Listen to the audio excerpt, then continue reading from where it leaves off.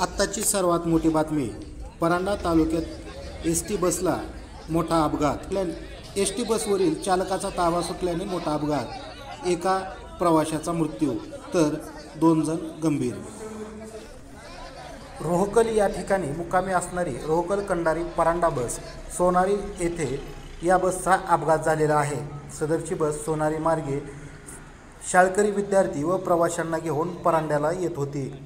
यामध्ये चालकाचा अचानक ताबा सुटल्याने सदरची बस झाडावर जाऊन आदळली व त्यामध्ये करमाळा तालुक्यातील स्वामी विवेकानंद शिक्षण संस्था कोल्हापूर संचलित नेताजी सुभाष विद्यालय केतूर नंबर 2 येथील सेवानिवृत्त शिपाई तात्या पाटणे राहणार पारेवाडी वय 66 यांचा मृत्यू झालेला आहे।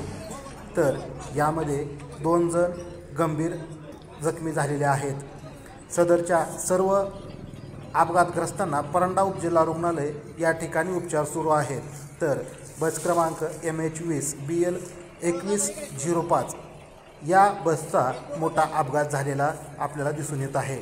यापूर्वीच करमाळा तालुक्यातील रावगाव या ठिकाणी अशाच प्रकारचा अपघात झाला होता, परंतु यामध्ये कोणतीही जीवितहानी झाली नव्हती।